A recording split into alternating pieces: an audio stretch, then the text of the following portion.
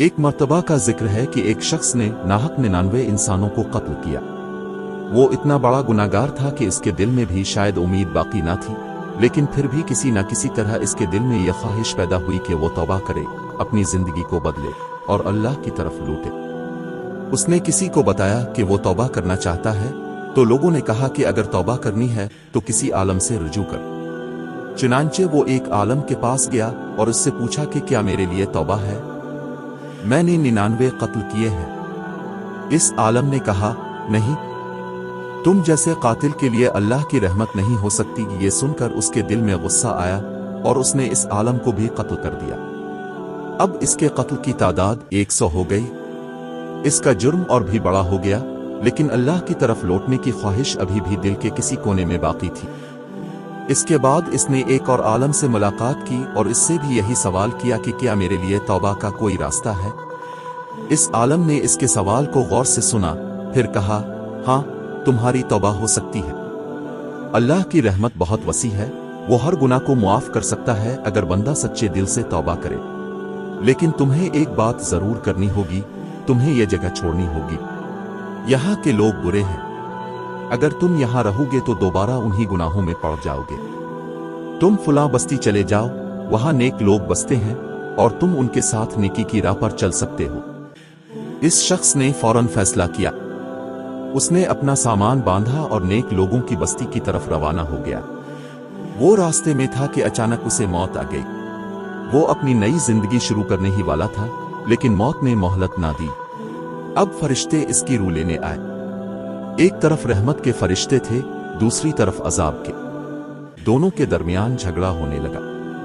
रहमत के फरिश्ते कहने लगे, ये तौबा की नीयत से निकला था, नेकी की तरफ जा रहा था, इसका दिल बदल चुका था, इसे माफ किया जाना चाहिए। अजाब के फरिश्ते कहने लगे, लेकिन इसने कोई नेकी तो की ही नहीं, वो तौबा का अमल मुकम्मल भी नहीं कर पाया, तो उसे सजा मिलनी चाहिए। अल्लाह ताला ने फैसला करने के लिए एक फरिश्ता भेजा जो दोनों फरीकों के दरमियान फैसला करे। इस फरिश्ते ने कहा, दोनों बस्तियों के दरमियान फासला नापो।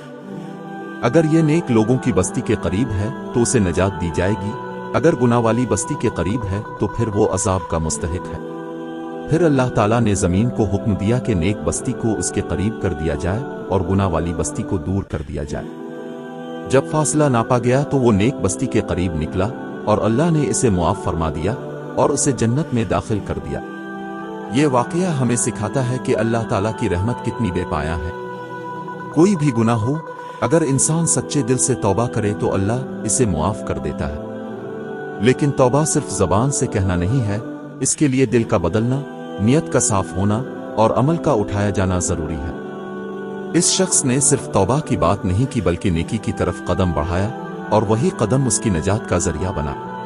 हम में से हर एक से गलतियां होती हैं, हम सब गुनाहगार हैं, लेकिन जब दिल में नदामत हो, जब आंखों में शर्मिंदगी के आंसू हों और जब दिल अल्लाह की तरफ पलटने को बेताब हो, तब ही तौबा की जाती है और तब ही अल्लाह मुआफ करता है।